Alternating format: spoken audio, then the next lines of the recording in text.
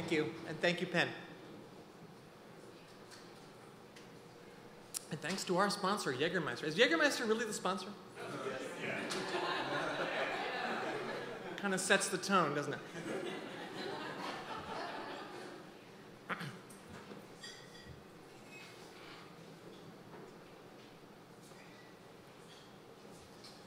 Oh, the rain, it comes down all day long. Bold Riley, oh, bold Riley. And the northern wind, it blows so strong. Bold Riley, oh, has gone away. Farewell, my darling. Farewell, my dear, oh. Bold Riley, oh, bold Riley. Farewell, my darling. Farewell, my dear, oh. Bold Riley, oh, has gone away.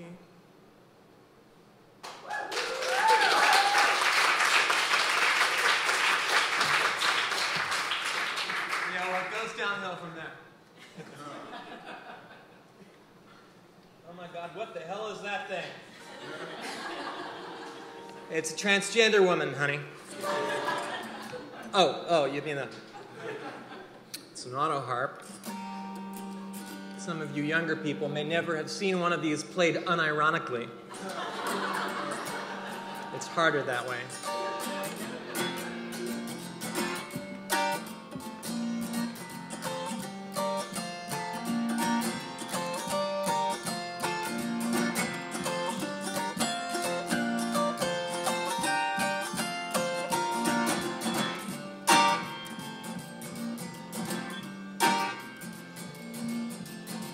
Willow went to the girls' school when I went to the boys' school. When I was a boy, before I became a girl. Mother was an alcoholic. Her father was an alcoholic. Her mother's father was an alcoholic. Her father's mother was a lady I didn't know.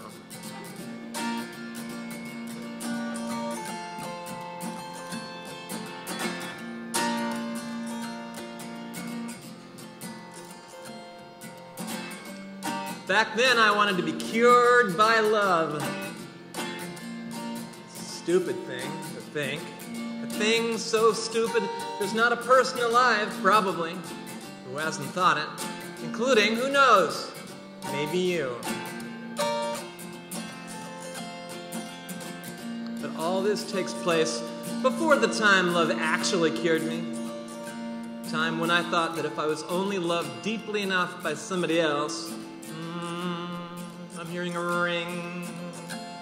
Sound guy. All this takes place before the time love actually cured me. A time when I thought that if I were only loved deeply enough by another, I'd be content to stay a boy.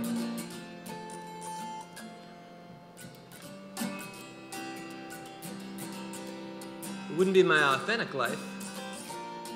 But from what I could see back then, my authentic life was kind of disgusting.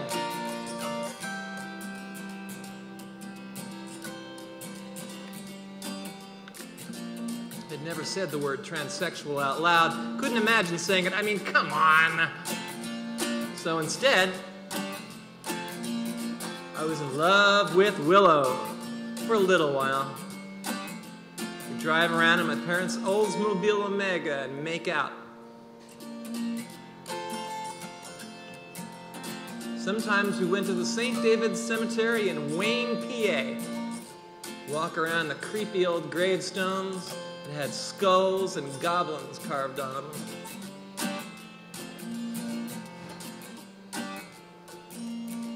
Each of us had thought about killing ourselves, what with one thing or the other. It's another thing we had in common. She used to call me James, with the long A all drawn out like that. James. Actually, this is an interesting thing I'm realizing right now. In fact, Willow wasn't actually her name, but there was this time when, in fact, there was a play that we were all in at the school that I went to, and I used to do this imitation of her. I'd go, "James, how are you, James? James, I like you, James." And the imitation was so good that there was this kid at school named Scott Stein who started doing the imitation. "James, I like you, James." And in fact, one day he went up and he did it for her. And the reason I just remembered this is that Scott Stein is sitting back there. And I haven't seen him in like 20 years. By the way, thanks.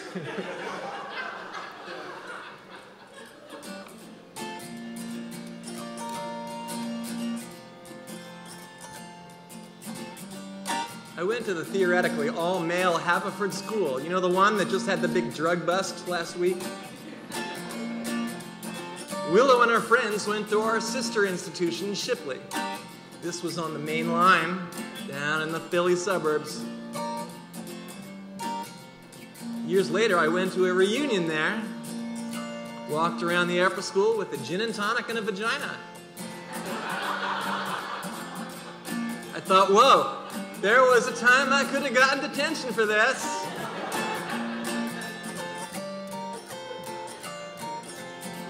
Just before the bicentennial, her school had a talent show. They asked me to play piano. I said, okay. Somehow it all turned into this giant bloodbath. The climax of the show, there was this elaborately staged pie fight, while the girls at Willow's school rolled around on roller skates. Sitting behind the Steinway, hiding behind my long hair, somehow I took a pie to the face. I wound up stumbling around the stage, my nose bleeding into the frosting of the pie. One of the girls on roller skates grabbed onto the curtain to keep it from falling, and then there was the sound of material ripping. Part of the curtain fell down. I took off my glasses to try to wipe my eyes free of the frosting. It slipped out of my hand, fell onto the floor.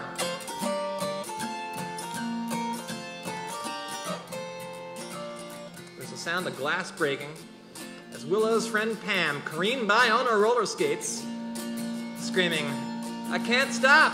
Help! I can't stop!" An observation to which I could only reply, "I know exactly how you feel."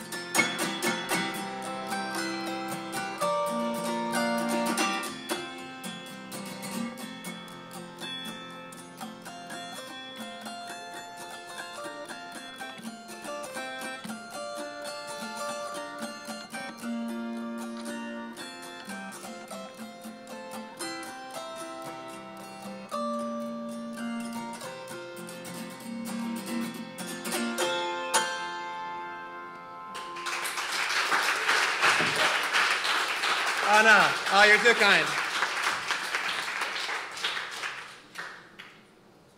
Never had a reading where I could drink. Maybe the last, too. We'll see how this goes. Now I'm over here.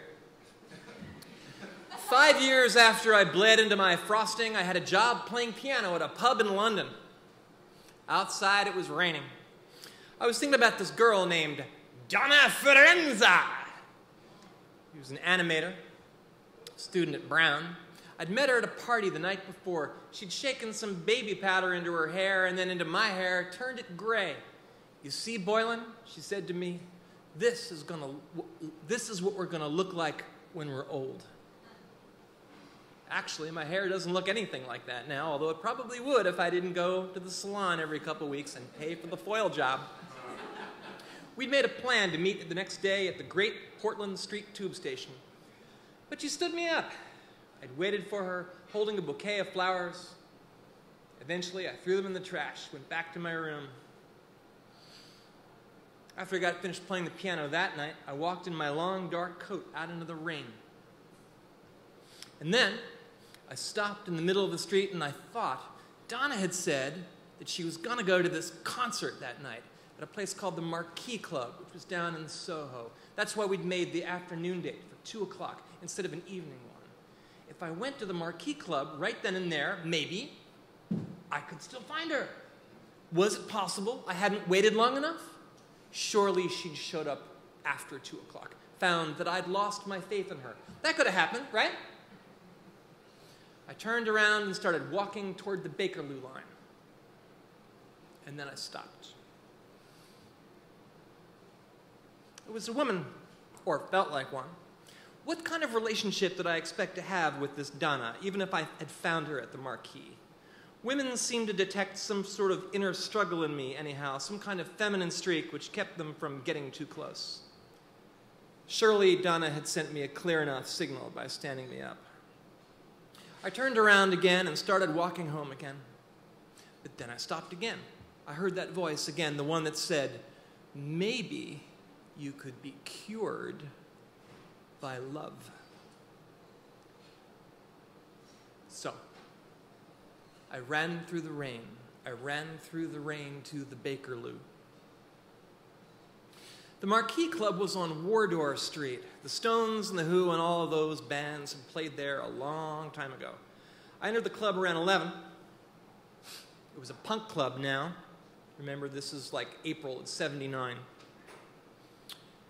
The sign on the wall said, "Fuck hippies."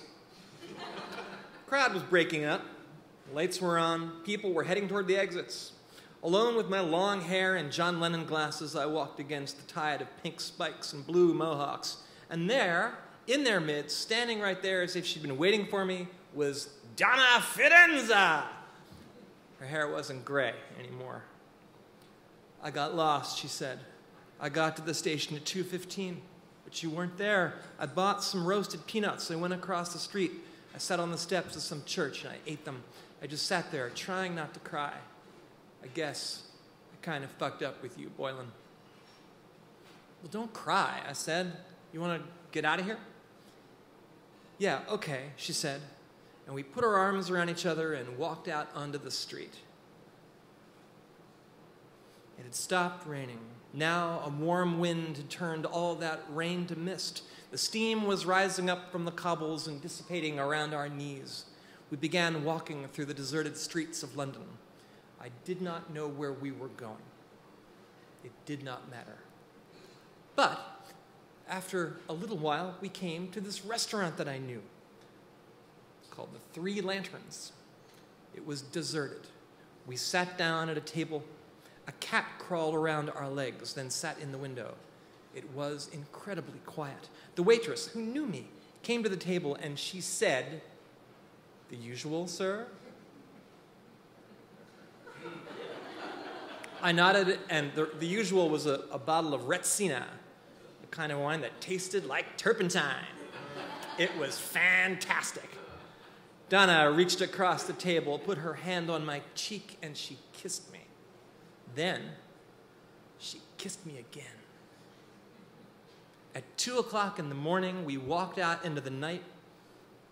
Now thick fog was everywhere. The streets were deserted. In the morning of the next day, she was flying back to America.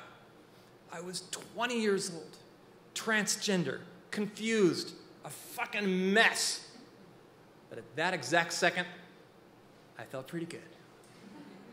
A taxi's lights stabbed through the fog. The cabbie pulled over, and we embraced again and kissed, and she said, "I fell in love in London." I gave the man 10 pounds, and I said, "Take her to Elephant and Castle." And then she put her hand on her side of the rain-streaked window, and I put my hand on top of hers on my side of the rain-streaked window, and then the cab pulled out into the night, and I stood there on the corner and watched the red taillights disappear into the fog.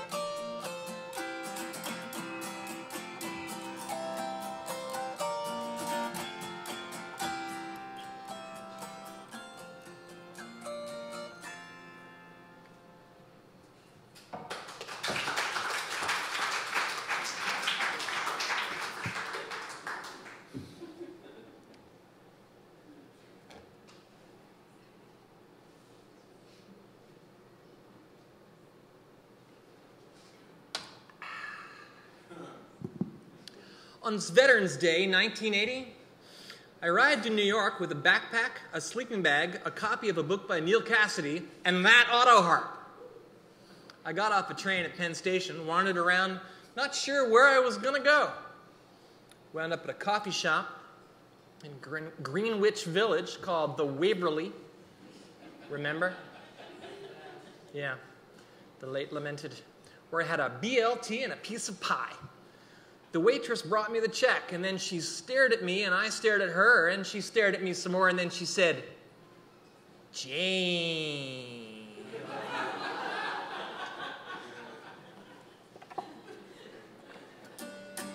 There she was, my old friend Willow, because she got over Scott Stein, although maybe not. She got off work, she took me to a pier on the Hudson. We stood there, we looked at the Statue of Liberty, barely visible in the distance like a little green toothpick way downriver. There she is, Willow said, without any sarcasm. Lady Liberty. I slept that night at Willow's apartment on 108th Street in Amsterdam, which was a really interesting neighborhood in 1980. Next day, the super was in the apartment next door to hers, painting the ceiling. The place was available for rent.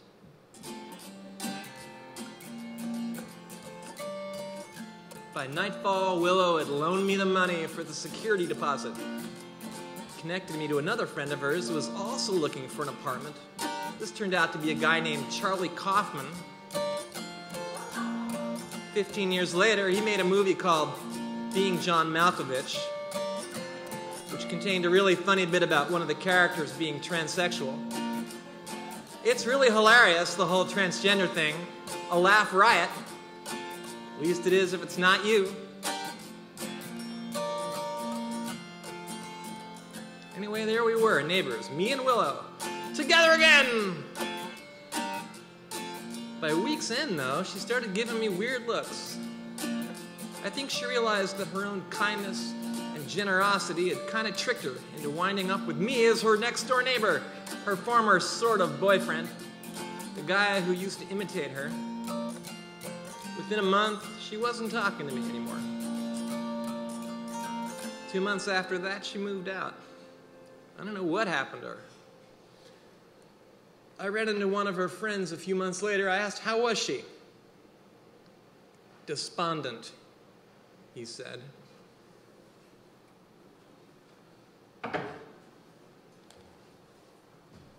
This was an emotion I would come to understand. 5 years later, I moved out of New York, headed off to Baltimore for grad school. On the way out of town, I double-parked outside of Lee Brewster's Mardi Gras Boutique on 10th Avenue and bought a shoulder-length brown wig. Yes, Lee Brewster. And let's raise our fucking glasses. To those of you who know what that is, cheers. If you don't know what that is, I'll explain. But first,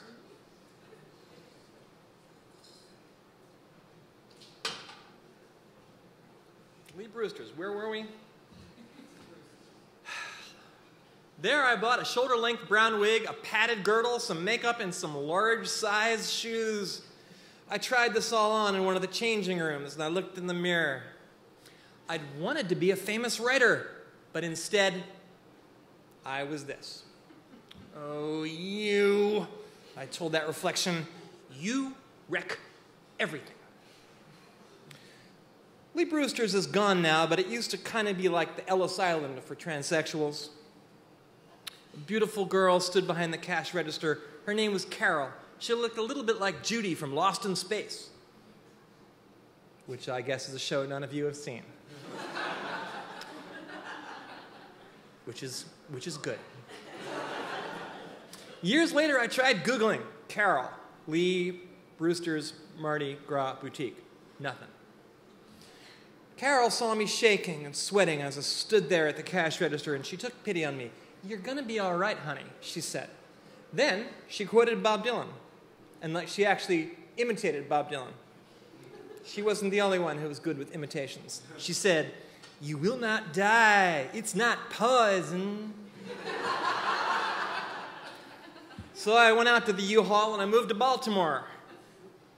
During the day, I'd sit in the workshop with John Barth, listening to him explain about how plot was an incremental perturbation of an unstable homeostatic system and its catastrophic restoration to a complexified equilibrium.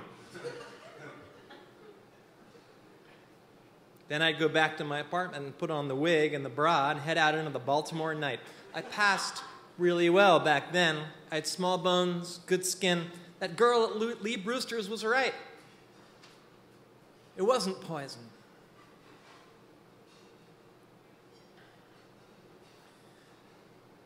I think I've been in love, like really in love, maybe a dozen times.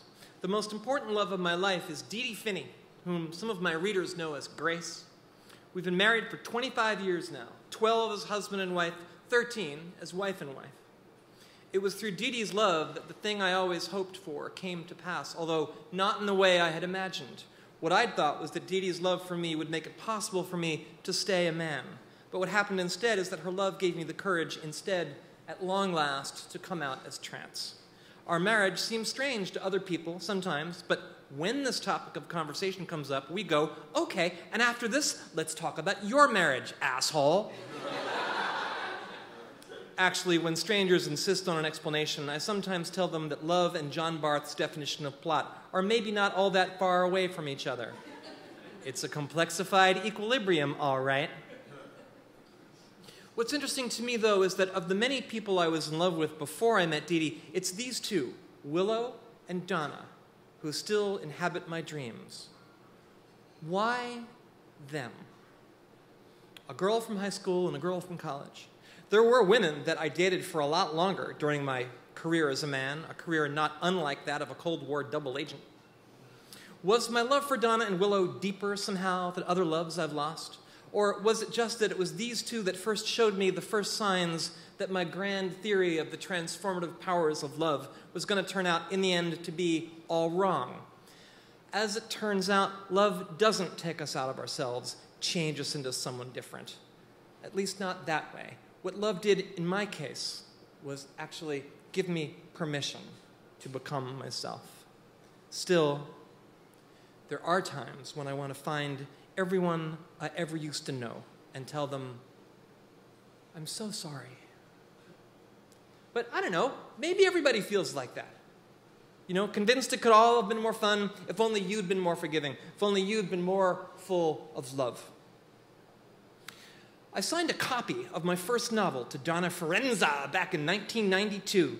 That's one of the best things about publishing a book, by the way. You can send a copy of your book signed to everyone who's ever broken your heart, along with a little note. that says something like, "See, you thought I was a loser. Guess you were wrong." After all that time, I still had Donna's address. I guess that says something.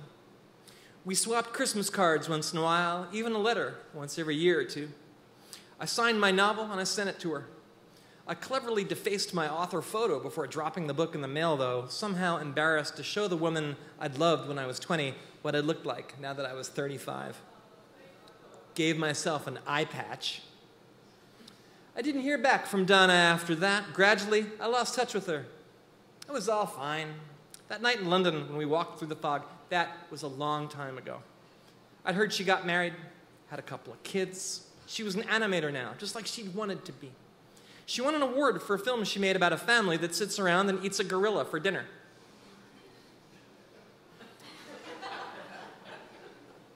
Sounds like the kind of girl I'd fall in love with, don't you think? I didn't think about her very much, to tell you the truth, except when she'd suddenly appear in one of my dreams and the two of us would sit at a little table in a deserted restaurant in London and the waiter would say, "The usual, sir?" And the room slowly filled up with fog.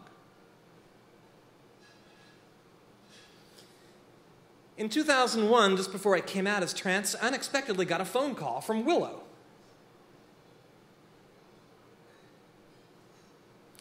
I'd heard from a friend of ours that her mother had died.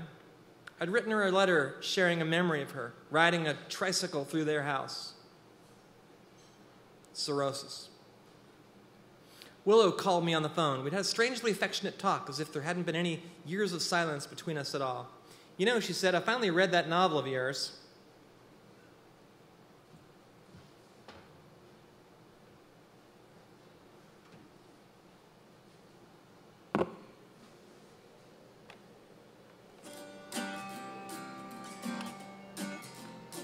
Made me a little nervous, of course, since one of the characters was based, in a very oblique way, by which I mean completely,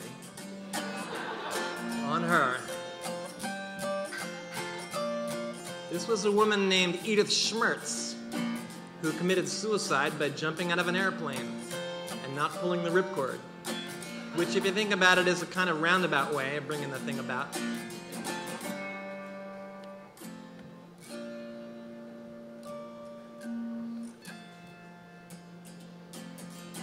"Yeah," she said, "I picked your novel up in a used bookstore in Brooklyn." Willow didn't know it, but while we were talking on the phone, I was wearing a wig and a bra, just like we were back in high school. "Thing is," she said, "you autographed it to someone." "Yeah," I said, "who's that?" "Someone named Donna," said Willow. "And I hate to tell you this, James, but they kind of defaced your photo. Blacked out the teeth. Gave you an eye patch." It was, of course, the book that I had sent to Donna 10 years before. She'd given the book away. Someday there'd come a day when Donna was straightening up the house, put her hands on my book that I'd signed to her and her husband with love. She thought, "Yeah, well, okay, this is the first thing to go." After which my novel somehow had made its way to a used bookstore in Brooklyn, where it had been found, against all odds, by my high school girlfriend, Willow, who bought it for 99 cents.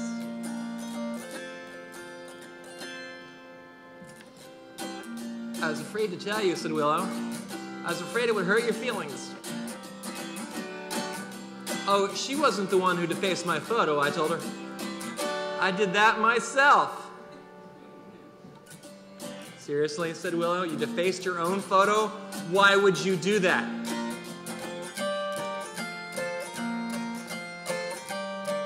I sat there on my end of the phone wearing my blonde wig and a bra stuffed with water balloons.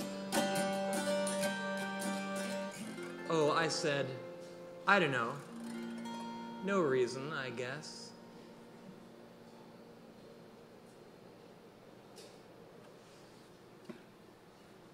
A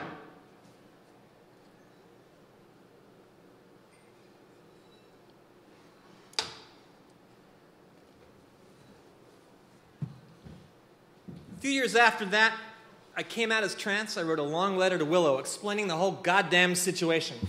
I know that finding out I was transgender probably seems strange to you, I said, but I thought it only fair that you should hear it from me instead of someone else. Maybe some distant part of your own history will make more sense to you now. In response, Willow wrote me a short little note on a postcard. Oh, don't you worry about me, Jennifer. I never liked you anyway.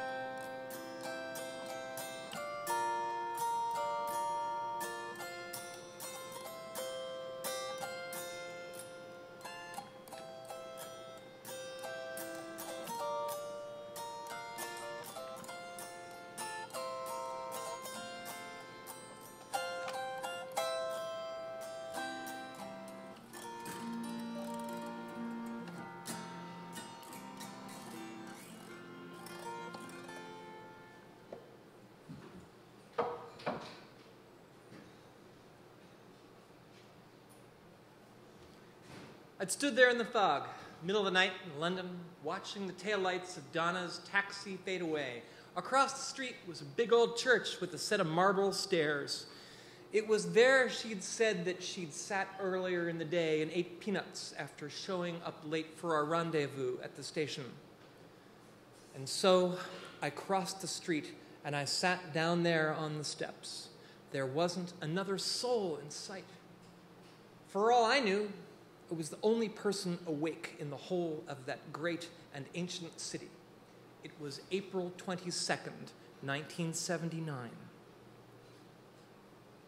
I'd see Donna again that summer when I visited her house, and we made out while sitting in a deserted lifeguard stand beneath a full moon on the beach at Plymouth Harbor. In July, she visited my family's haunted house in Devon, Pennsylvania, and we made love in my teenage bedroom during an operatic thunderstorm that flooded the streets outside. I visited her at Brown that fall, where we broke up while standing at the grave of H.P. Lovecraft.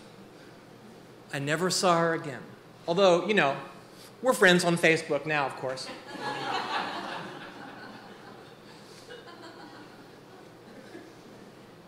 Every once in a while, I wish the two of us could have a drink or go and have a big dinner somewhere.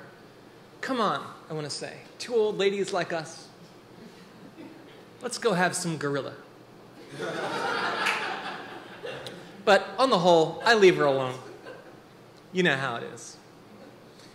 But sitting there on those stairs that night, I had a feeling of such incredible hope that in the years to come, love would transform me, that love would slowly change me from the person I was into the person I wanted to be. I knew as well as I knew my own soul that Donna's kiss had now dislodged something inside of me, and that some impossible, hopeful specter was now trying against all odds to make itself known, a sentience neither male nor female, but defined by the hope that it is our capacity to love itself which best measures the degree to which we are alive on earth. Even if that relationship had no future, even if we were slated to break up there at Lovecraft's tomb, I knew that something new had come alive within me and would continue to shine in my heart for the rest of my life. It was 3 in the morning. I was surrounded by fog. I listened to the bell in the old tower chime the hour. I looked down. On the steps at my feet were the shells of roasted peanuts. There I was, standing in the place where she had stood before.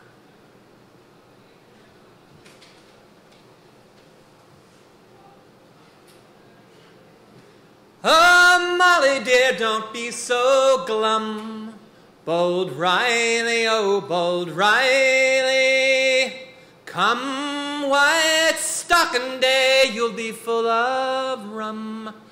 Bold Riley, oh, has gone away. It would be just like 1961 if we all sung the chorus together. So it's farewell, my darling, farewell, my dear, oh, bold Riley, oh, bold Riley. I'll help you out. So, farewell, my darling. Farewell, my darling. Farewell, my dear, oh. Farewell, my dear, oh, bold Riley, oh, bold Riley. Bold Riley, oh, bold Riley. And someone's got to hit the high note. Ah, Ray. Someone here is going to hit that note, and I will buy you a Jägermeister. Okay, Ray, somebody go up there. Bold Riley, oh, bold Riley. Close enough. Farewell, my darling. Farewell, my dear, oh, bold Riley, oh, has gone away. Farewell, my darling. Farewell, my dear, oh, bold Riley, oh, bold Riley. Farewell, my darling. Farewell, my dear, bold Riley has gone away. Bold Riley, oh, has gone away. Thank you.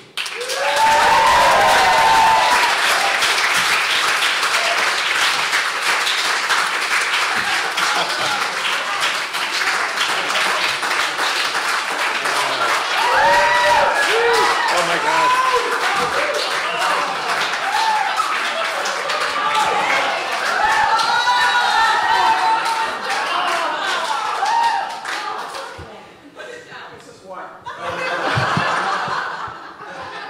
Now I know why Donna liked you.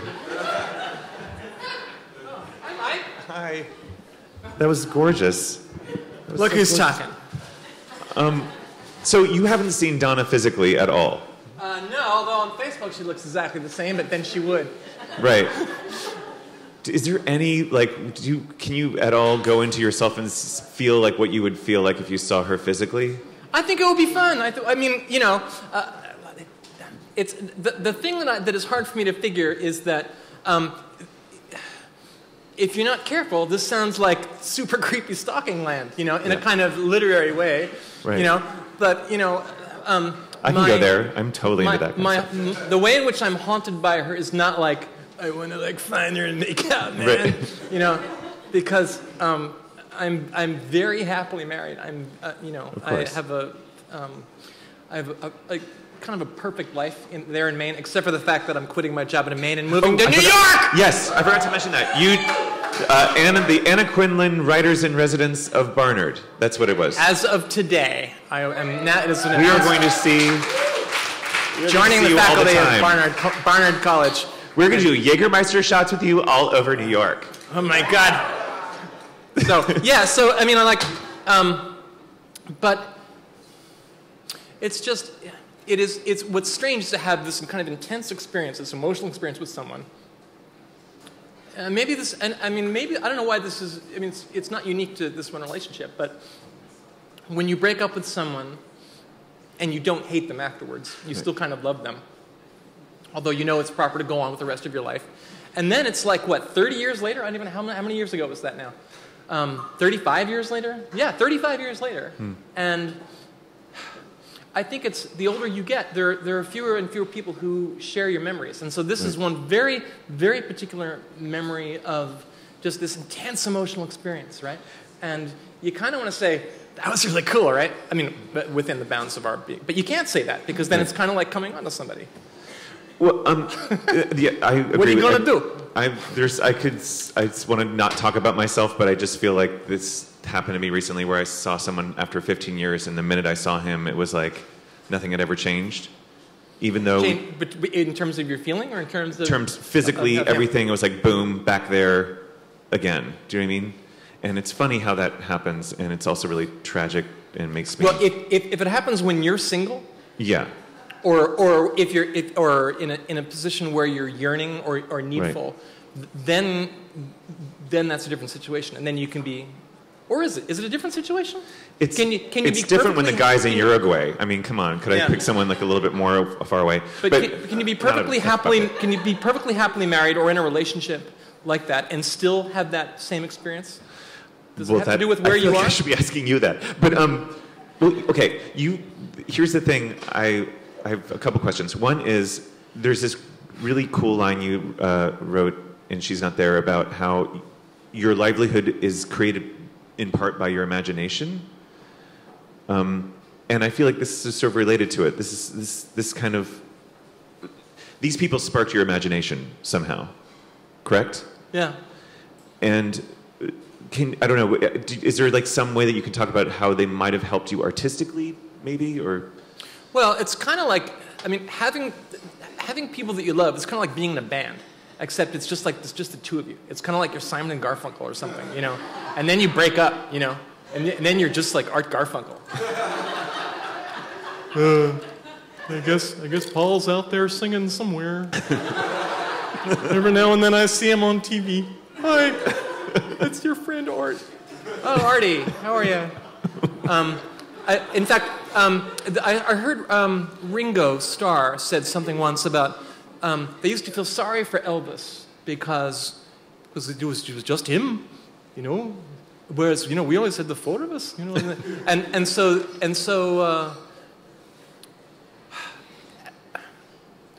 one of the hard things about breaking up with someone, I think, is particularly if you go out with them for, say, a number of years.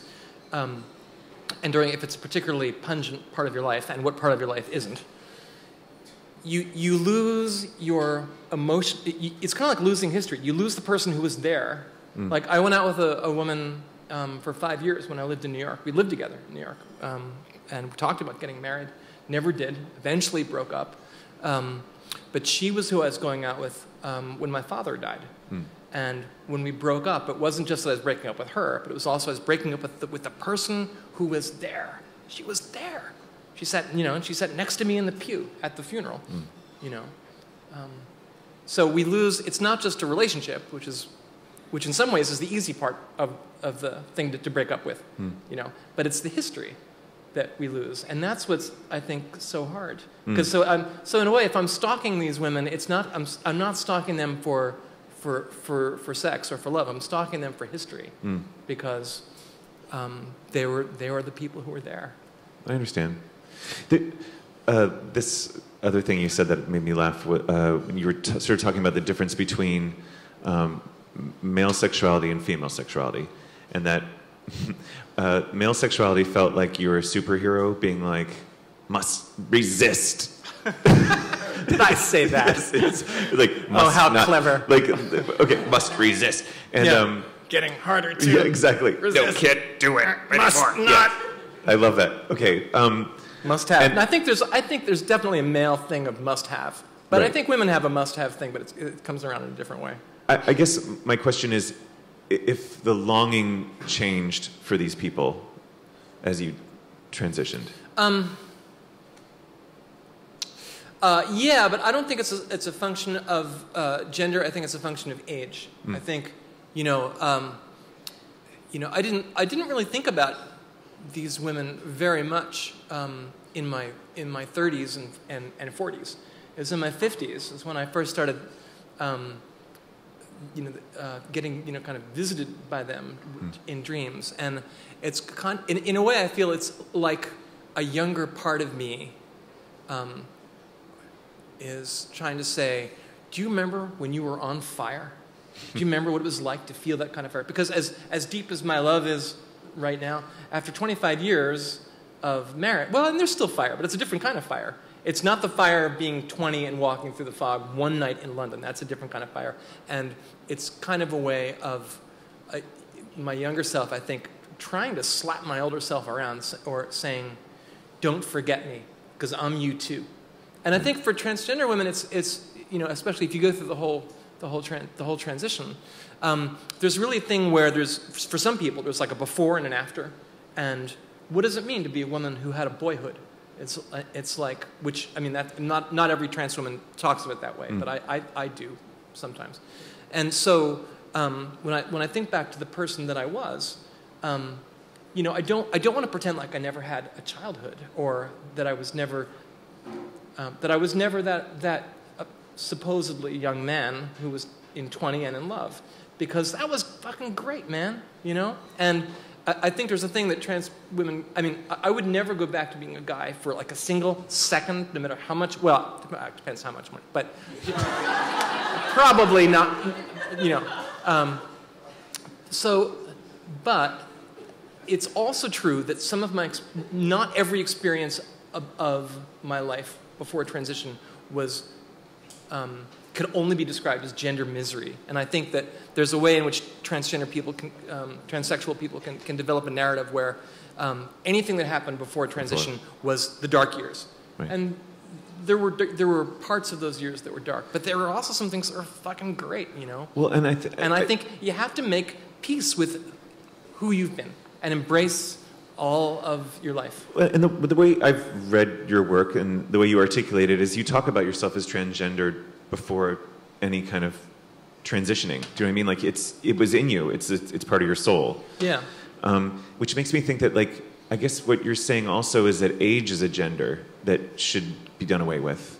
Like, our bodies are aging, our souls aren't. So these people remind you of your soul and not your age. Does that make sense? God, am I stoned? What's wrong with me? Well, no, that does make sense. Well, I have a very linear, I mean, this is probably uncool, but I have a very linear sense of narrative. So first, and I think of oh, God bless you, Rebecca, my friend. First this thing happens, and then that thing happens, and then that thing happens. And for novel writers, there's a very clear sense of beginning, middle, and end of the way we structure books.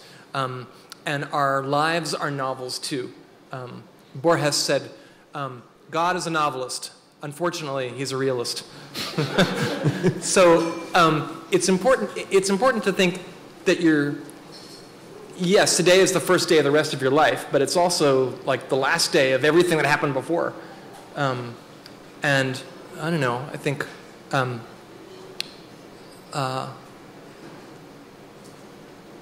this is not nostalgia. Right. Because I wouldn't be 20 again. Thank you very much. But who we've been informs who we are. And it's hard to kind of black out who you've been. Right. It's about truth. It's about the truth of you. And these people remind you of the truth of you. Yeah? Yeah. Oh, I love Sorry, that. I'm just pouring my beer here. No, that's all right. Okay, I want to open the floor to questions, but I first want to ask, you have 2 sons, right? I do. Do they have first loves yet? Have you seen them? Yeah, they both had first loves. They've actually both had first loves, and they've both broken up with the first loves. In fact, my younger son turned 18 this month, and my older son, whom I will see on stage at Vassar College tomorrow night in Poughkeepsie, is 20, and he just, let me know that the girl that he kept talking about all fall is now his girlfriend. Oh, I was so surprised. Right. Yeah, my son. Mentionitis is what they call it. Yeah. Yeah. I think it's tempting for adults to see their children as some sort of cosmic mulligan, you know.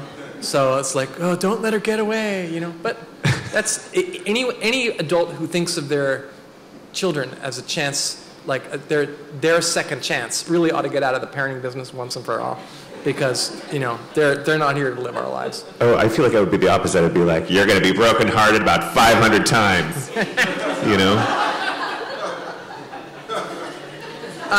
Get used to it. I just saw that movie, Little Miss Sunshine. There's a wonderful line in there at the end where the character played by Steve Carell says to the broken-hearted young man, I think he's quoting Proust actually, but I think of it as a Steve Carell line. The great writer. Think of all the miserable times, and the most miserable time in your life was like your late teens and your early 20s. And if you just skipped over all that now, you know, think of all the heartbreak you'd miss. It's the heartbreak that makes us most alive. It's all the time when you're sitting around, eating bonbons. That's not the heart of your life. The heart of your life is the feeling and the loving and the weeping. That's when we're alive. Right. I like hearing that because it happens to be a lot. Okay. Questions, please. If there's anyone, raise your hands. Or if you don't have a question, how about a question you don't know the answer to? Doesn't have to be anything about this. Yes. All right, I'm from London. You're from what? I'm from London, and it isn't foggy all the time. You mentioned fog. So what was that fog? What did that fog mean to you? What does the fog mean to me? Yeah. Well, doctor. First of all, it was just surreal. It was like, it was like a drug trip, because it was like the last 10 minutes of Casablanca, so it was kind of like, it was very dreamlike. First of all, also London. This is Marylebone, right near the post office tower, and then it was just dead. Maybe still is. I don't know. But after 11 o'clock at night, there was just nothing happening. There was nothing going on at all. Not one tiny bit. And so it was quiet. Whenever I'm in London, I'm always aware that the city is like 1,000 years old. New York is old, but it's not like 1,000 years old. There's something about knowing that you're in this place where other people have walked before, and other lovers not least.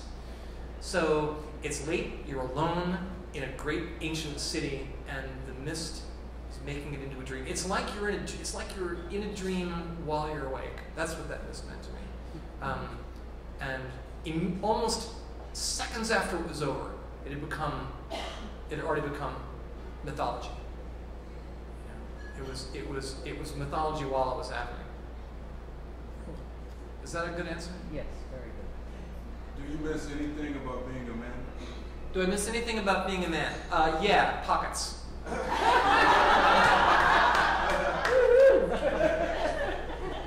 That's pretty much it.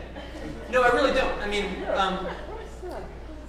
why no pockets? Is there a thing? I don't know. It's Are there any so men weird. here who have clothes that don't have pockets right now? Raise your hand if you're a man and you don't have. There are no pockets.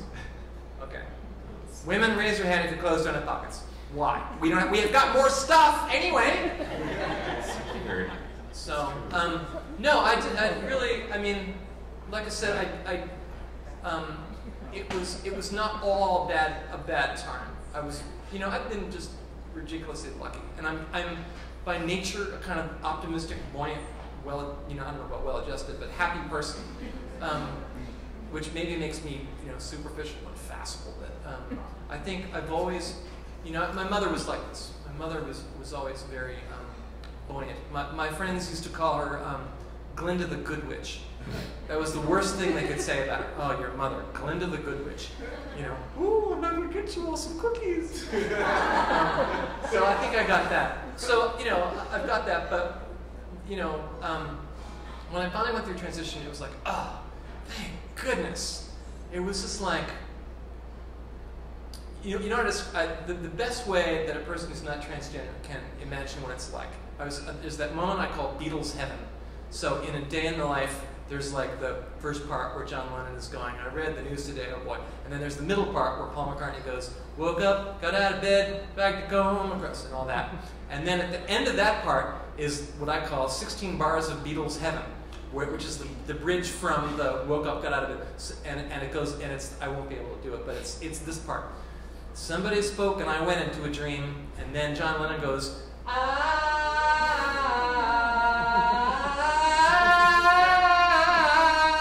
for like 16 bars. That's what it's fucking like when you're finally yourself. Beatles heaven. I love that. And there's another question right here. Yeah. Well, Mazel Tov, you're coming to New York. Thank you, thank you. Sucks. And you know, so I lived here with Charlie fucking Kaufman from 1980 to 1985. Charlie and me in this ridiculous apartment on 108th in Amsterdam. And you guys have such a creative bond in a weird way. I see so much of his work in you, and it's just such a weird... it's strange. We've never seen each other again. I guess that's next year's Penn World Voice Festival. Have you back already to think about Charlie Kaufman. Charlie! Charlie! But so as coming back, so now I'm coming back, and in fact to the same neighborhood, because I'm going to be working on Broadway and 117th. Yeah. That's freaky.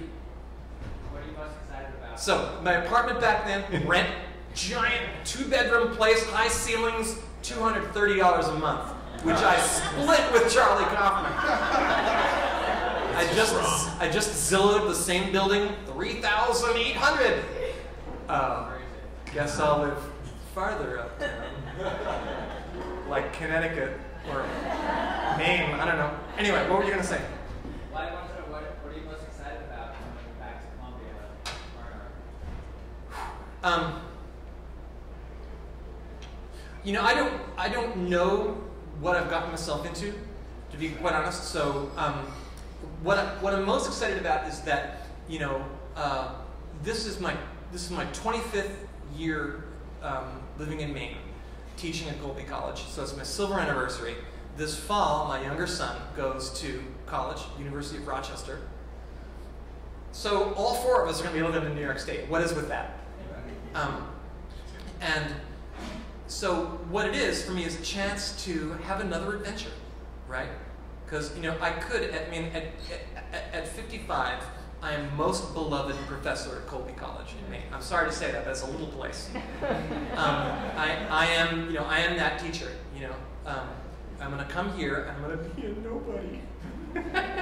And it's a chance to completely reboot and restart our lives, you know, which is scary. So that's why I'm kind of having it on, because I'm a little bit, it's a little bit freaky. But it's a chance to have a new adventure at a time in your life when most people are kind of, you know, settling down and, you know, buying gold. Does Dee Dee have plans as well? We don't know what she's going. She's coming to the city, obviously, right. But she's a social worker. She's a therapist, so it's kind of hard. The problem is her work is less mobile than mine, and we're gonna live in Maine. But there's no crazy people in New York City, so yeah, I'm sure she'll. But no, we're gonna live in Maine. We're gonna go back to our house in Maine for the summer and for most of the fall. So as a therapist, it's going to be hard to say, okay, we'll do therapy just for like 3 months, and then I'll leave. Bye. So, but don't therapists all Skype now anyway? Like, yeah, totally. My friend's a therapist up in Portland, Maine, and he Skypes with all his clients. So it's fine. It's weird, but that's what people do now. Yeah, I'll tell you the first mistake. I was thinking, where will I live? Where can I live? So the first thing I thought, you know where I'm going to fucking live this time? Roosevelt Island. What is that? What is that? Roosevelt Island. So I thought, yeah, that's where like the crazy people. So I was walking around. I was like, I told my friends, I had like a week where I was like, yeah, I'm gonna live on fucking Roosevelt Island. And I told them, they said, don't do that. It's a really weird place. Just don't. Just don't. Anyone else? Okay, I have a question for you. Oh wait, oh no. Okay, hold on to that. And by the way, I have a song which we can end this with. Oh really? Oh, yeah, perfect. At the very last, as a little bookend at the very end. I love that. Okay, wait, no, you go, please, with your question. Yeah. Hi. Oh, hi, how are you? Wow, get out of town. I mean, not actually physically out of town. I just mean... My question is, how do you think the move will impact your writing? How will what? How do you think the move will impact your writing? I'll probably start writing about Maine. As you know, when I lived in New York before, I found it impossible to write about New York because, for one thing, it was impossible to write about anything because, because I felt like I was lying to everyone. It's very hard to write when you feel like you're not being true, and it was the worst thing about being transgender. Is it just really screwed up my prose. Well, actually, that wasn't the worst thing. The worst thing was the kind of sense of misery of being in the wrong self. But after that, my writing really suffered. I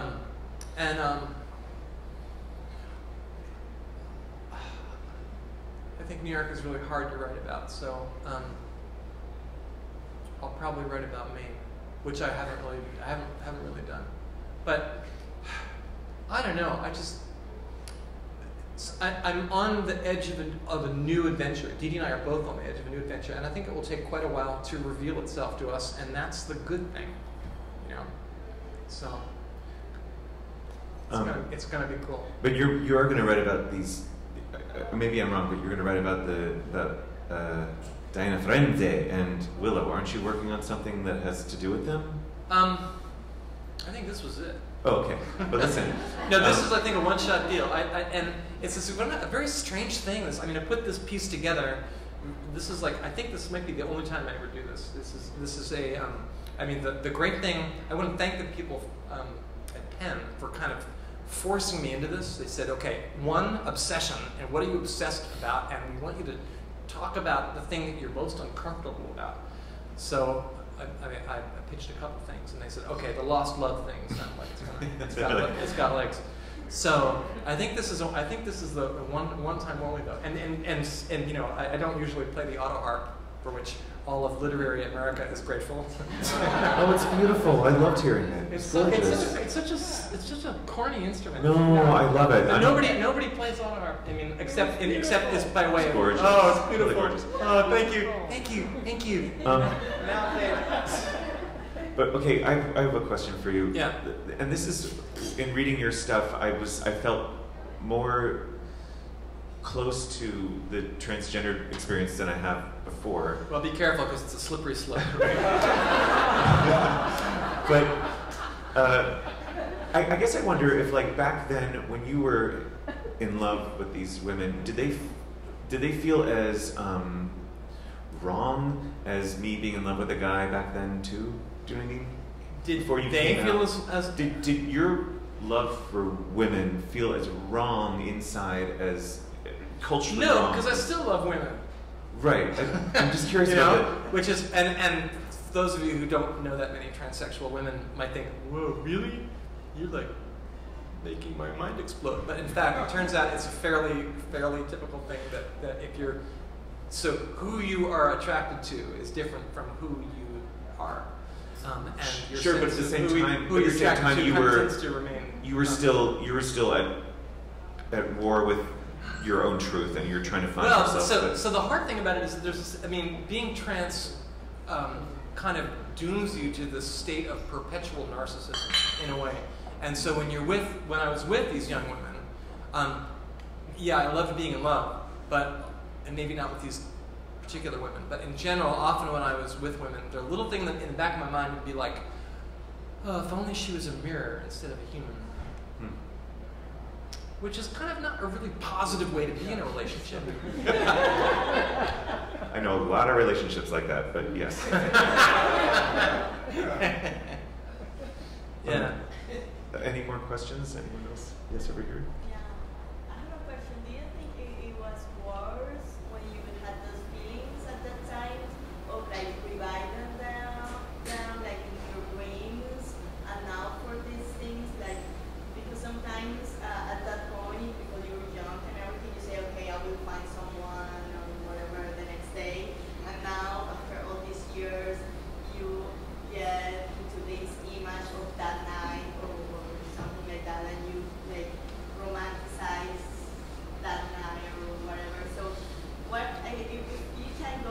after of those feelings towards more like that night or when you were like broken or now that you are just remember that it's like revival? I don't view remembering them as painful now. I think of viewing them as a great gift. I mean, thank God I had that experience. Wasn't that great?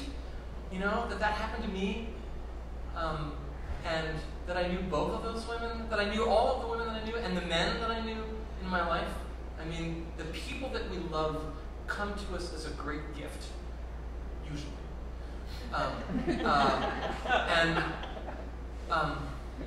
You know, it's easy for me to be romantic because, you know, I've only been in love maybe a dozen times.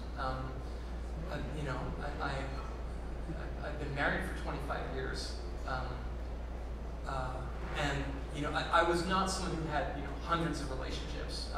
I had really a handful of relationships, and I'm just, you know, and I never had an experience where later on it was like, oh, I hate them. I mean, maybe that is the thing I missed out on. But so when I think of people that I love, especially with the passage of years, I think, what a gift. What a great thing. You know, I wouldn't want to go back, but I'm grateful for all of it, including the heartbreak. Wouldn't you be? Yeah, I think so, but Except for someone named Rocky. Don't date him. Okay, play your auto harp. So this is a little song that has nothing to do with tonight's performance, but it is a song I have, and I just happen to have the lyrics in the kit here. So but it's a good way to end up. We'll call this song Drag Queens from Outer Space.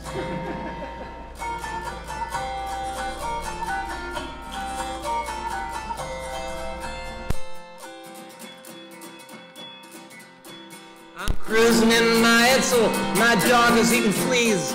Saw a spaceship crashing near the hemlock trees.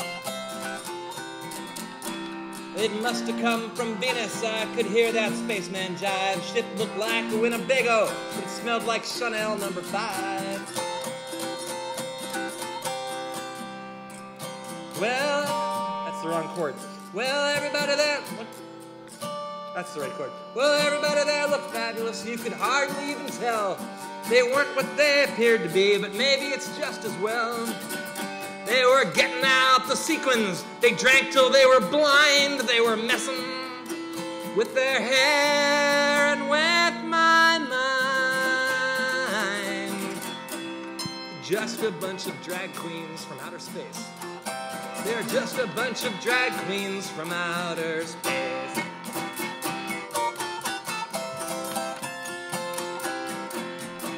They showed me some home movies that they'd taken when on Mars. There's a week in the canals and a weekend in the bars. Well, we looked just like real humans. You could judge them by their tears. They were eating lifelike pizza. They were drinking lifelike beers. They had wigs and big antennae. Their skin was green as moss. They were crashing flying saucers. They were sucking down the sauce. They were getting out a special probe. I'll spare you the details. They were touring the museums and the jails. Just a bunch of drag queens from outer space. We're just a bunch of drag queens from outer space.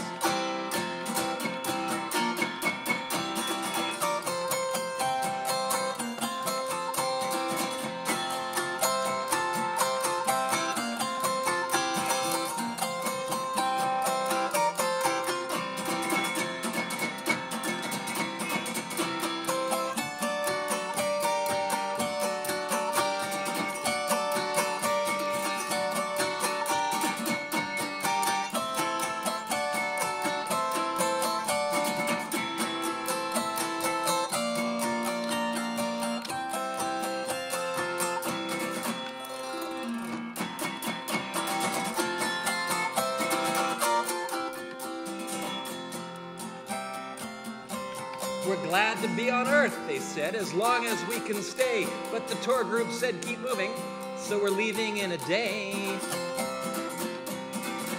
We're going down to Provincetown to meet with Barney Frank. We're gonna tell him thanks for nothing, but at least we'll tell him thanks.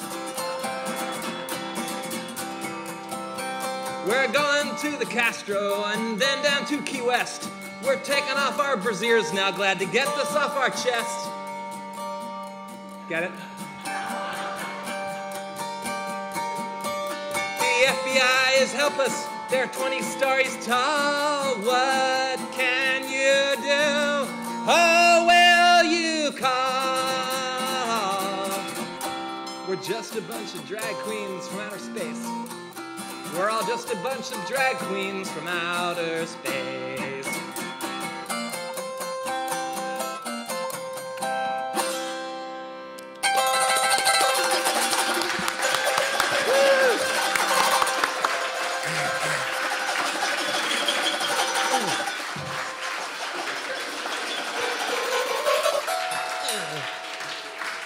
Thank you. Thank you so much. Thank you so much, Jennifer.